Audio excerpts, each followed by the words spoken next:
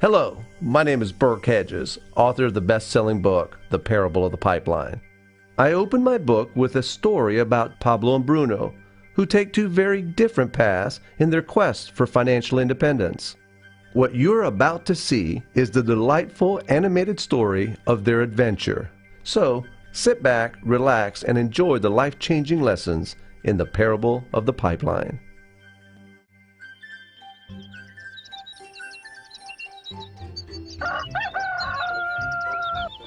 Far away, in a small village, near a beautiful valley, lived two friends, Pablo and Bruno. They were both young and dreamed of a better life for themselves. They'd often discuss their dreams about how they would become the most successful men in the village. They weren't afraid of hard work, and they searched for opportunities to help realize their goals and achieve their dreams. One day, an opportunity presented itself.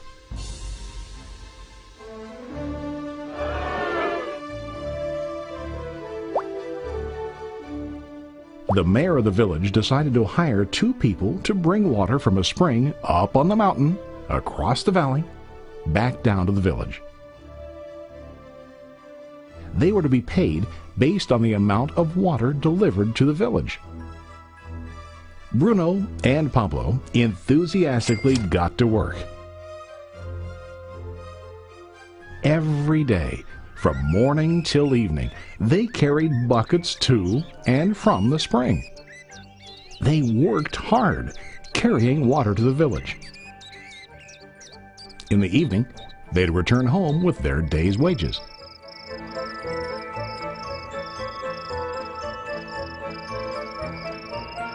Bruno was satisfied with his work and the money he earned.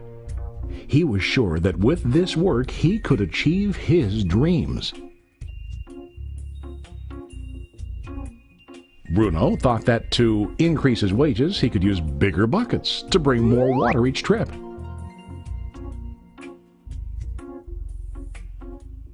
He believed with a larger income he would soon be able to buy a cow and the house that he dreamed about.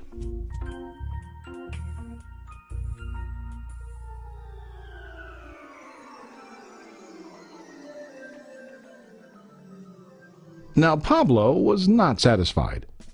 At the end of the day, his back and hands ached, and he was exhausted. He was looking for an easier way to earn more. One day an idea occurred to Pablo. He imagined building a pipeline to deliver the water from the mountain spring to the village. With this pipeline, he could get more water to the village without carrying buckets back and forth from the spring to the village. Soon, he got very excited about his idea and began to plan. Pablo, of course, shared his idea with his friend Bruno and asked him to join with him to work on and help build the pipeline. Bruno thought the idea was crazy. All Bruno could think about was what his money could buy today and how to get it quicker. He felt that building a pipeline would slow him down and delay him in achieving his goals. Instead, Bruno got bigger buckets and went more often back and forth fetching water. He was sure that with this method he could make more money. Pablo decided to build the pipeline on his own. He understood that it would not be easy to build, and it would take time to complete the pipeline. Pablo knew that it could take several years to finish, but he set his mind on his goal. Every day he worked and carried water like before. But on weekends and during his spare time, he worked hard to dig in the rocky soil and build his pipeline. In the first month, there was little to show for his work.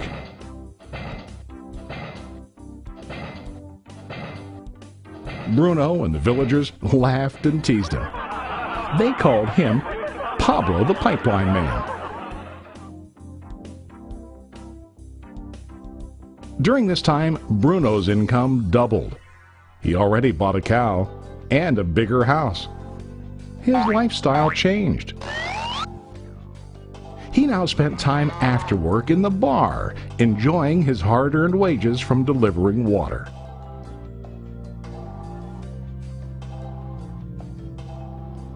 What Bruno didn't realize was that his body was starting to stoop from carrying the heavy buckets every day.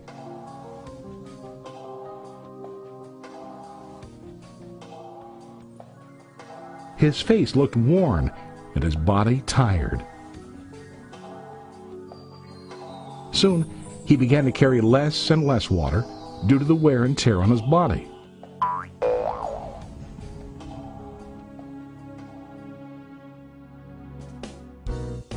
Month after month, Pablo worked. Soon a year passed, and then a second year. Finally, Pablo finished his pipeline. He now used his pipeline to deliver water to the village instead of carrying buckets. Pablo was now earning more money than ever before. The water continued flowing to the village, while Pablo wasn't working. While he slept and ate, the water flowed. Pablo was happy and proud of his insight, persistence, and hard work. Now his income flowed as long as the water flowed through his pipeline.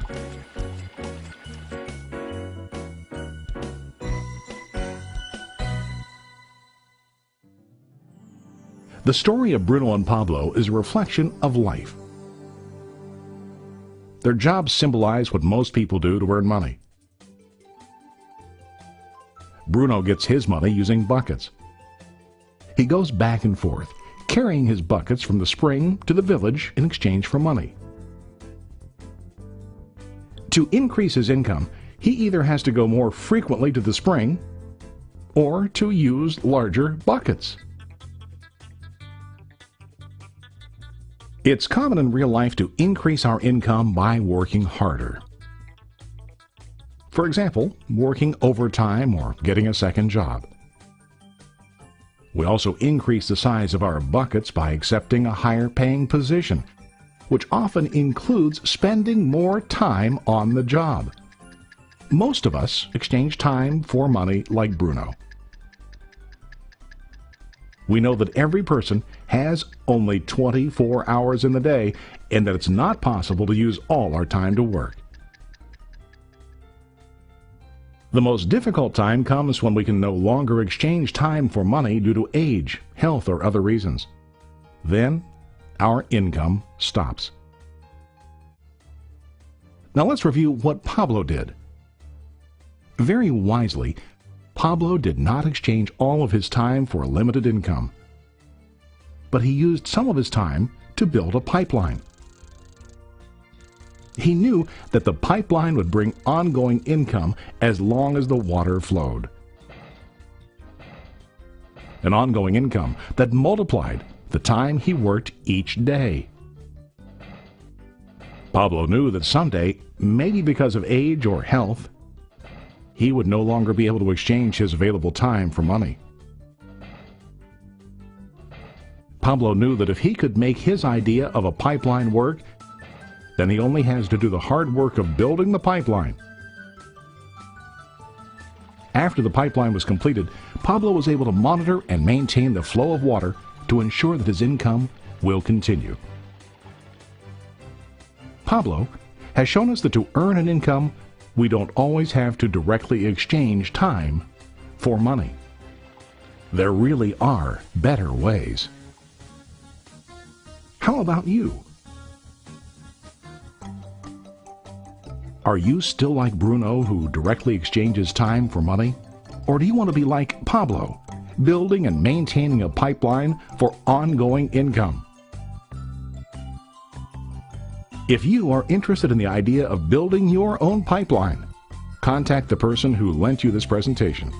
You can start building your pipeline today.